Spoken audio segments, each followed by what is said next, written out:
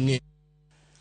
Jodak ma Naivasha oyango chwalo kwayo e od bura mamalo mondo lok chike mag kepo mar jolweny ahinya maloro ne jogo malekegi olokore kik bed achiel kuom joma ikawo madonjo e lweny. Jodago wacho ni kuom kinde okang' ma kamano osehinyogi kendo nyiso kwede kalore ni ng'eny rowere maggi lekegi olokore kalore kod kit kwiri moro mong'ere kaka fluoride mayudore e pige makono kendo kelo lokruok mar lak.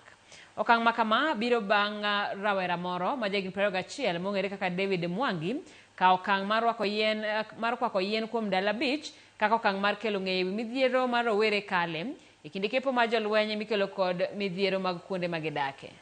Inawezekana ikiwa imeanzishwa na kijana mmoja ambaye ni wetu hapa wa Naivasha, na pia it is a call to viongozi ambao pia wanakuja hapa.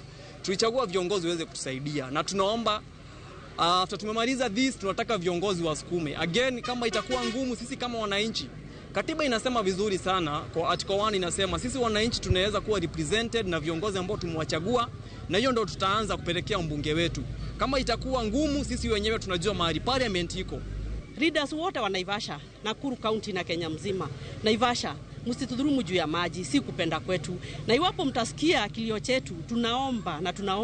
Kuna maji kwa hapa Nyandarua, ilikuwa imeteremshwa wakati wa enzi za MP Kihage. Na ikafika pale Nyondia, damu ikafika hapo. Hiyo ingine ikatoka Jabini ikafika pale Ihendu. Hiyo maji haikutufikia Naivasha. Ingekuwa imetufikia hivi sasa tungekuwa at least tuko na maji safi juu ya ile uzao inakuja. Kwa sababu already uzao yenye tuko nayo sasa is affected.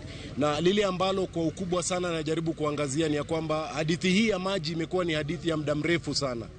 Hadithi hii ya maji ni hadithi ambayo imefanya watu wengi, watoto kwa wazee, wamepata madhara makubwa sana. Kiwango kwamba hata katika kazi za kitaifa, mtu wa Naivasha inakuwa ni vigumu sana apate nafasi katika vikosi vyetu vya kuweka security.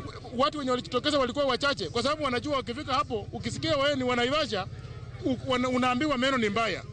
So, tafadhali tunaomba Mheshimiwa Jen, tuko na wewe kwa sababu ya hii Naivasha iko na wewe, na tunaona hii petition itapita.